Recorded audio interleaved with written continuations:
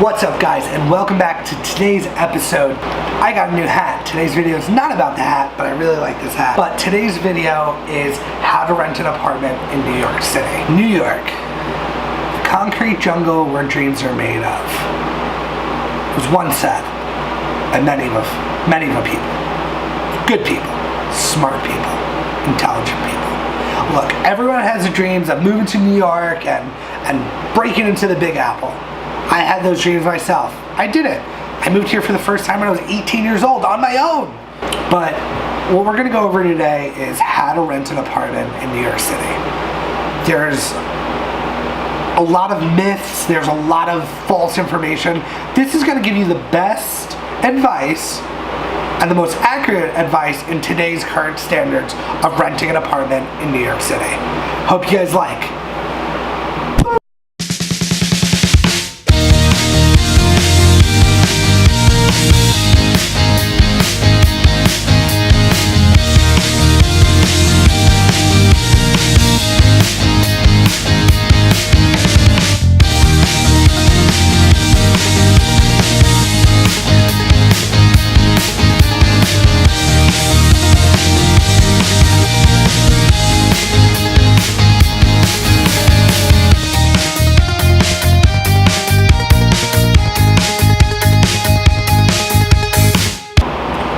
What is up, guys? Welcome back. Okay, so first things first is, what is a broker and why do you need one? Brokers are licensed real estate professionals who help you search, provide advice, and guide you through your application process. Brokers not only save you time and help you secure a fair price, they ensure that your application puts you in the best light possible towards landlords, so they're more likely to approve your application. There is another type of broker you might interact with or be with. It's called a co-broker. Basically, brokers can represent a specific apartment, specific customers, or both at the same time. When a broker represents you, the applicant, and another broker represents the apartment, it's called a co-broke. In these situations, the two brokers will split the commission between them. So if the commission's $3,000, $1,500 will go to one broker, $1,500 will go to the other broker. Okay, so now that we got the whole broker thing down pat, step one is the search process. First question, and the most common question I get, is, when should I start looking? You should start your search around 30 to 45 days before your ideal move-in date. However, most landlords will want prospective tenants to start their leases for vacant apartments 1 to 2 weeks after the application process. That being said, the more you look, the more knowledgeable you'll become, enabling you to make a quick decision when you need to. So the next thing you need to know is what you need to prepare yourself to move. I don't mean like movers, boxes, friends with pickup trucks, and those things. I mean what documents are necessary to move forward with the application process. When you're ready to start your search, get the following documents saved in a PDF and ready to go for when you're ready to move forward on the apartment you choose. The reason I say that is apartments move very quickly in New York City, and having your documents in order will help you act quickly when you've found the right home. Make sure you have the following paperwork before you start looking. 1. Letter of employment verification. This could be your proof of employment letter on company letterhead, your offer letter. It just has to be signed by a company representative. If you're self-employed, that's okay. Don't worry. You don't have to sign it yourself. Just get a letter from your CPA stating your annual income, your source of income, and then the current tax year or previous tax year income. 2. The last 2 consecutive pay stubs. 3. Last 2 years of tax returns. 4. Last 2 years W-2s. 5. the most recent bank statements for all accounts.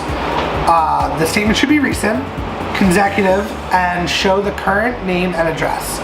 You don't need your itemized bank stub, just your summary page of what the balance is at the beginning of the month and at the end of the month. That's it.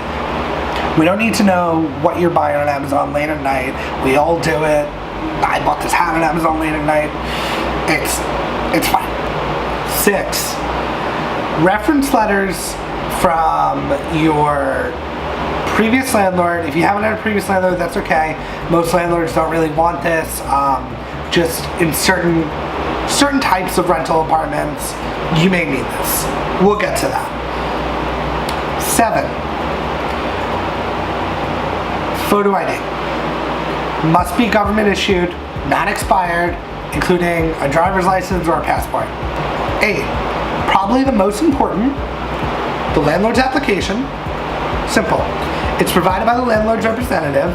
This form usually allows the landlord's representative or your broker to run a credit check on you. So you're moving to New York, you have all these paperwork ready, and now you're like, okay, so what qualifies me for an apartment? Financial requirements go as following. Landlords typically require tenants' combined annual salaries to equal or exceed 40 to 50 times the monthly rent.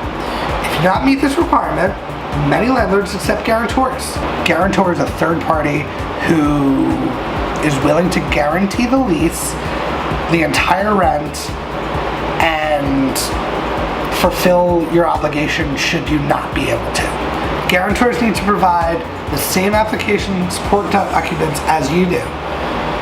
Usually expected that guarantors are U.S. citizens and earn an annual salary of at least 80 to 90 times the monthly rent.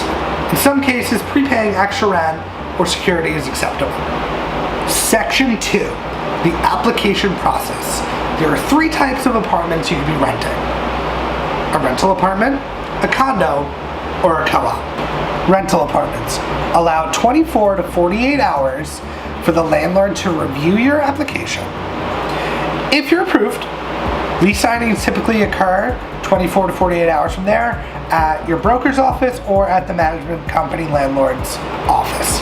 Condos. Applications are a 2-step process. Approval from both the apartment owner and the condo board must be granted. The entire condo application process, from the initial application to the final board approval, can take anywhere from a few days to several weeks. In cases, many require an in-person interview. Co-ops.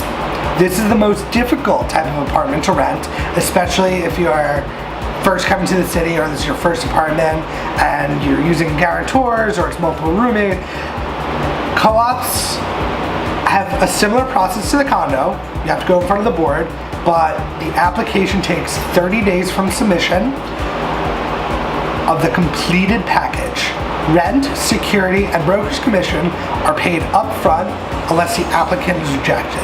So once you give me all your documents and you fill out the board package, which I handle for you, or your broker handles for you, you submit all your checks for your rent, your security, and broker's fees when you're submitting your application.